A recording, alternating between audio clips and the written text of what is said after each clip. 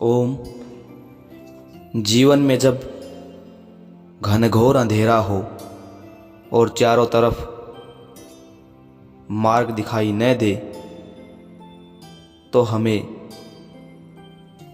सत्संग करना चाहिए, सज्जनों का संग करना चाहिए, उनका सहारा लेना चाहिए, उनकी आदर्शों पर चलना चाहिए और हमें निश्चित रूप से ही जीवन में एक सकारात्मक दिशा प्राप्त होगी। अगर संत हमारे आसपास हैं तो निसंकोच भाव से उनकी शरण में जाकर के और उनके आदर्शों को ग्रहण करना चाहिए, उनकी बातों को सुनना चाहिए और प्रत्यक्ष रूप में अगर वह हमारे सामने नहीं है तो उनके ग्रंथों का अध्ययन करना चाहिए और स्वाध्याय करना चाहिए, उनके आदर्शों को पढ़ना चाहिए ताकि वो चीज़ें धीरे धीरे हमारे व्यवहार में आए। आज हम एक संत की जीवनी को पढ़ेंगे और वीडियो के रूप में आपके पास भी पहुंचाने का प्रयास कर रहे हैं। अगर एक व्यक्ति भी इसको सुन करके और अपने जीवन में 1% भी सकारात्मकता लेकर के आता है तो हम समझेंगे कि हमारा प्रयास सफल रहा है। और जिस संत की मैं बात कर रहा हूँ वो संत कालजयी संत और इस कलयुग के एकमात्र महर्षि हैं, महर्षि दयानंद सरस्वती जी। उनकी जीवनी को धीरे धीरे कुछ अंशों के अंदर मैं आपके समक्ष लेकर के आऊँगा और आप भी प्रयास करें कि उनके जीवन से सीखा जाए और आगे बढ़ा जाए। नमस्कार साथियों, मैं हूँ मनीष तंवर और हम जिस पुस्तक का अध्ययन करेंगे, पुस्तक का शीर्षक दिया गया है कालजयी संत और इसके लेखक हैं दीपचंद्र निर्मोही जी। और इस पुस्तक को मैं पढ़ने जा रहा हूँ। अगर कोई त्रुटि हो तो अदृश्य शक्तियों से क्षमा प्रार्थी हूँ। प्रस्तुत है पुस्तक के प्रथम पृष्ठ से कालजयी संत महर्षि दयानंद सरस्वती जी की जीवनी। अब वह अलकनंदा नदी के किनारे पर था। उसने तय कर लिया था कि जब तक वह किसी विद्वान सिद्ध योगी को नहीं ढूंढ लेगा तब तक विराम नहीं लेगा। वह सच्चे शिव को प्राप्त कर मोक्ष का मार्ग प्रशस्त कर लेना चाहता था। उसने पर्वत की उपत्यकाओं में स्वयं को ढकेल दिया। रास्ता आसान नहीं था। सामने बीहड़ वन और भयंकर शीत का मौसम, तन पर अपर्याप्त वस्त्र और नंगे पैर।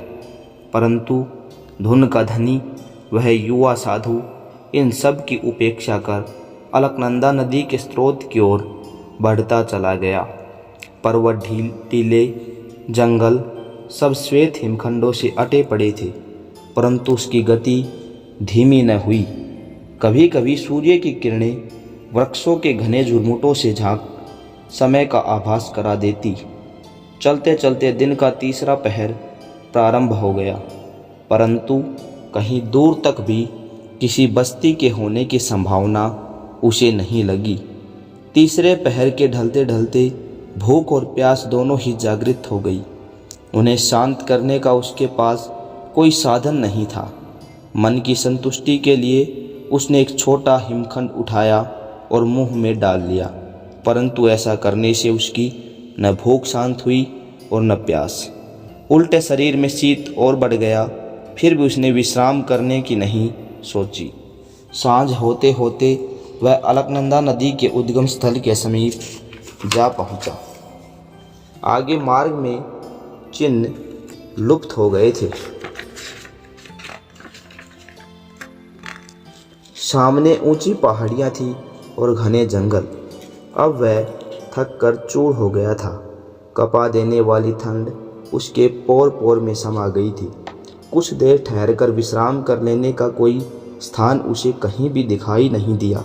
उसने निर्णय किया कि अलकनंदा नदी को पार करके आगे का मार्ग ढूंढने का प्रयास करे और वह तुरंत उसकी बर्फीली धाराओं में उतर गया।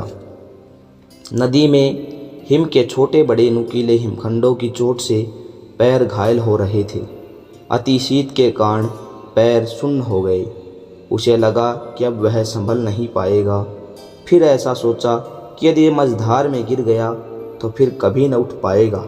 उसने हिम्मत छूटने नहीं दी और बढ़ता ही गया। उस देर के बाद ही वह नदी के दूसरे किनारे पर था। अब कदम आगे बढ़ने से जवाब दे गए। वह वहीं बैठ गया, शरीर से कपड़े उतारे और उन्हें सुन्न हो गए पैरों पर लपेट लिया। ऐसा करने से कुछ समय बाद उसे कुछ राहत महसूस हुई। इस समय तक धीरे धीरे धरती पर अंधेरा उतर आया था। साधु ने अपने चारों ओर दृष्टि घुमाई। किसी तरफ भी रात बिताने के लिए कोई आश्रय दिखाई नहीं दिया।